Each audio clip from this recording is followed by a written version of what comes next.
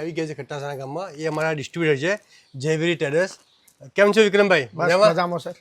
શું હાલચાલ કહો? બસ રેડી, કામકાજ ચાલે. વેપાર કેવો ચાલે છે? વેપાર સરસ ચાલે. બરાબર. તમે આ જે ખટ્ટાસણા ગામ છે, નાનું ગામ છે, કોરાની બાજુ ગામ આવ્યું છે, તો યાર સારો વેપાર કરો છો, એનું કોઈ રહસ્ય જરા અમને બતાવશો આ મિત્રોને? રહસ્ય એટલે કે મારા 2002 અંદર પેઢી ચાલુ કરેલી. બરાબર. કોડા સેન્ટર પૂરતી. એટલે પહેલાં કોડા સેન્ટરમાં હું બેઠેલો 2002 અંદર. ત્યાર પછી 2004 અંદર 2002માં 2 વર્ષ ફેરી કરી મેં. 2004 અંદર સેલટેક્સ નંબર લ્યો, તે સેલટેક્સ 3 નંબર હતો. 3 નંબર લઈને જ્યારે હું અને અમારા સુરેશભાઈ, અમારા અંકલ બેનને જણા મેં સાથે મળી અને 3 નંબર લઈ અને નાની નાની કંપનીઓનું કામકાજ ચાલુ કરેલું. સૌ પ્રથમ તો મેં હિન્દુસ્તાન લીવરનું કામ ચાલુ કરેલું, પૂજા એન્ટરપ્રાઇઝ થ્રુ, મનુભાઈ થ્રુ. અને ત્યારબાદ ધીરે ધીરે સાહેબો બીજી કંપનીની અંદર કન્વર્ટ થાય એટલે સાહેબોએ બીજી કંપનીનું કામ આલતા ગયા અને એમ કરતાં કરતાં અમારો સરસ કોળાની અંદર 10 વર્ષ દિવસે પ્રગતિ કરતા રહ્યા, નવી નવી કંપનીઓ કામ કરતા રહ્યા, ધંધો વધતો રહ્યો. તમે જે ધંધો જે કરી રહ્યા છો એ તમે આ જે ખટ્ટાસણા ગામ છે કેટલા કિલોમીટર આજુબાજુ એરિયામાં તમે કામ કરો છો? હા, એટલે હું પહેલા કોડા એ બી કહેજો જોડે કયા કયા ગામ, મોટા મોટા ગામના નામ બી આપો. હા, એટલે પહેલાં ઓલરેડી હું કોડા સેન્ટરની અંદર હતો. કોડા સેન્ટરની અંદર મેં 14 વર્ષ કામ કર્યું. પછી એક તો મને શું કે જગ્યાનો અભાવ, એક વખતે મારી જગ્યા નથી, ગોડાઉન રેન્ટ ઉપર હતું, ભાડા ઉપર ગોડાઉન હતું. એટલે થોડો ડિસ્ટન્સ અહીંથી અપડાઉન કરવાનો થોડો ડિસ્ટર્બ ટાઈમ મળતો નહોતો. બરોબર, માર્કેટનો હા તે ડિલિવરી, ગાડી કંપનીની ડિલિવરી આવ્યું તો આપણે અહીંથી ઘરેથી પાછા જવું પડે ચાવી લઈને, એટલે બહુ તકલીફ પડતી હતી. અને ઓલરેડી અમારો તો માર્કેટ ડિલિવરીનો જ છે, રિટેલ કાઉન્ટર કોઈ નથી. ઓનલી ફોર કોડા સેન્ટરથી મોડીને 30 કિલોમીટરનો કોરેમોરનો એરિયા. જરા એટલું કહેશો મને કે કયા ગામના નામ? તો જરા ગામના નામ એટલે સપોઝ કે આ બાજુ પાલનપુરથી અંદરની સાઈડનો એરિયા આવે છે, જે છાપી, કોણોદર, મેતા, બસુ.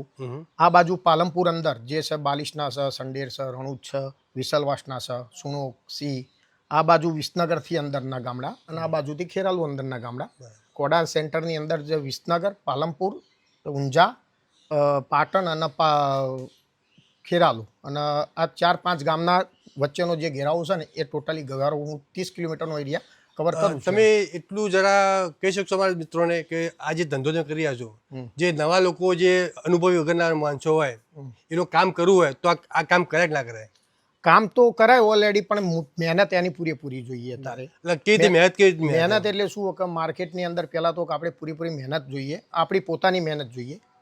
બરોબર, કારણ કે આ વસ્તુની અંદર શું કે અત્યારે અમે એજન્સી લાઈન લીધેલી છે, કંપનીઓના સેલ્સમેનો આવે છે, પણ સાથે સાથે શું કે પણ આપણે બી ઓર્ડર વર્કિંગ આપણે બી જાતે બી રૂબરૂ કરવો પડે છે.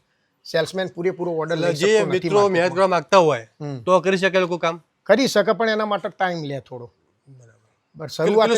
શરૂઆતની અંદર મેક્સિમમ મારા ગણતરી પ્રમાણે તો શું કે 12 મહિના 1.5 વર્ષ તો મિનિમમ નીકળી જ જાય. એટલે જે લોકો મહેનત કરવા હોય, કામ કરી શકતા હોય તો એ લોકો ટૂંકમાં કામ કરી શકે આરામથી. આમાં પણ શું છે કે માર્કેટમાં શું કે મેન્ટેન ખર્ચા વધારે પડતા હોય, એટલે એના ધ્યાનમાં રાખી અને માર્કેટની અંદર આપણે પ્રોફિટેબલ બી આઈટમ રાખવી પડે અને FMGCમાં સ્ટાન્ડર્ડ કંપનીની બી આઈટમ રાખવી પડે. તમારું જે પછી અત્યારે કામ બધા છે એમાં જરા મને 4-5 કંપનીના કામના નામ બતાવશો જરા? સારા જે કંપની, સારી કંપનીના તો એક તો આપણી જોડે વિપ્રોનું કામ છે. વિપ્રોમાં શું આવે છે? વિપ્રોમાં સંતૂર. બરોબર. પછી મેરિકોની અંદર પેરાસૂટ, શાંતિ એ આવે છે. પછી ડાબરનું કામ છે. બરોબર. પછી ગોદરેજનું કામ છે મારી જોડે. બરોબર. ઓર બીજું ઇમામી ઓર જિનાલી અગરબત્તી છે, લોકલ બ્રાન્ડની અંદર જોઈએ તો. એટલે તમારી પાસે જે બી કામ છે તું સારા એવા કામ છે, માર્કેટમાં સારું એવું નામ પણ છે માર્કેટની અંદર. તમે જે મેહોણા ફૂડ ઇન્ડસ્ટ્રીનું કામ રાખ્યું એમાં તમને કેવું રહે છે? મેહોણા ફૂડ ઇન્ડસ્ટ્રીનું કામ કરવાની મને બહુ મજા આવે છે, કારણ કે એની અંદર કેવું છે કે માર્કેટમાં રિટેલરનું બી માર્જિન છે એમાં અને ડિસ્ટ્રીબ્યુટરનું પણ માર્જિન છે.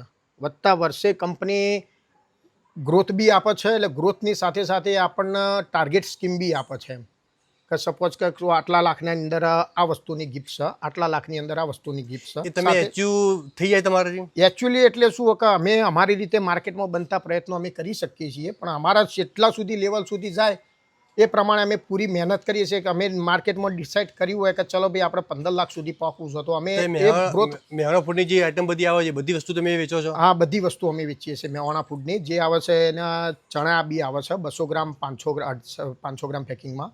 સિંગ 200-500 પેકિંગમાં આવે છે. એની મસાલા સિંગ આવે છે.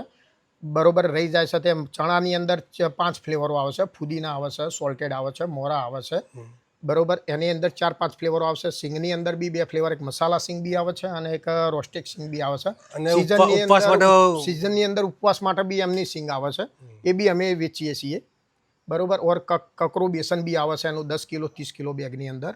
ગોટા પેકેટ બી આવે છે, બોક્સ પેકિંગ બી આવે છે, પાઉચ બી આવે છે, 10 કિલો બેગ બી આવે છે. આ બધી વસ્તુ તમે જે વેચો છો તો રિટેલરને એમ સંતોષકારક છે બધા વસ્તુ? હા, રિટેલરને સંતોષકારક છે. માર્કેટમાં પણ શું કે બીજી કંપનીઓની કોમ્પિટિશનમાં ભાવથી બી આપણે વેપારીને આપી શકીએ છીએ.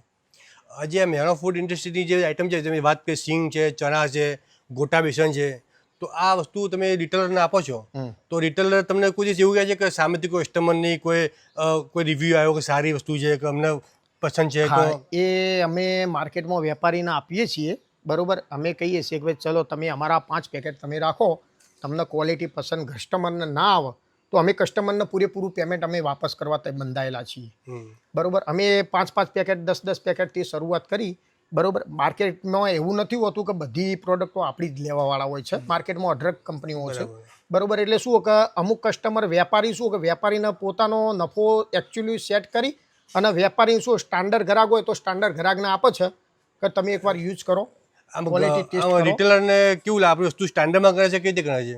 એટલે રિટેલરમાં તો કેવું છે સેટ, હવે લોકોની ચોઈસો ઉપર ડિપેન્ડ છે. આજે હું મારા ઘરે ચલો મહેસાણા ગોટા બનાવતો હોય તો હું મારા બાજુના ઘરે એના બીજી કોઈ કંપનીના ભાવતા હોય કોઈ બી વસ્તુ હોય, એટલે આપણે શું એકવાર કસ્ટમરને આપણે તમે કેટલા ટાઈમથી આ કામ કરો છો મેહણા ફૂડનું? લગભગ કેટલા, મારા ખ્યાલથી તમારે 2-2.5 વર્ષ થઈ ગયા? 2-2.5 વર્ષ મારા થઈ ગયા. મહેસાણા સપોઝ વસ્તુ છે 2-2.5 વર્ષ થઈ ગયા તો તમે વસ્તુ સારી હોય તો તમે આટલું ટાઈમ ટક્યા હોય? વસ્તુ 100% સારી છે, બરોબર. ક્વોલિટી કોઈ કોમ્પ્રોમાઇઝ આ લોકો કરતા નથી મહેસાણા ફૂડ ઇન્ડસ્ટ્રીઝમાં. અને બીજું કંપની વતી તમને કોઈ જાતનું તકલીફ જેવું લાગે છે કોઈ વસ્તુ? ના, કંપનીમાં કોઈ જાતનું કોઈ પેમેન્ટ બાબતમાં કોઈ તકલીફ જેવું નથી. અને ડિલિવરીની અંદર બી ફાસ્ટલી ડિલિવરી છે એમની, બરાબર. એ ઓર્ડર મૂકીએ એટલે 24 કલાકની અંદર તો ઓલરેડી ડિસ્પેચ માલ આપણને મળી જાય છે, એટલે ડિલિવરી બાબતમાં કોઈ એમની કમ્પ્લેન નથી. બસ મારું એ જ કહેવું છે કે તમે જે સપોઝ કે કોઈ નવા ગામમાંથી કોઈને અનુભવ ના હોય અને એને આપણી મેહણા ફૂડનું કામ લેવું છે તો તમે 2 શબ્દો ખાલી કહેશો કે ભાઈ લેવાય કે ના લેવાય?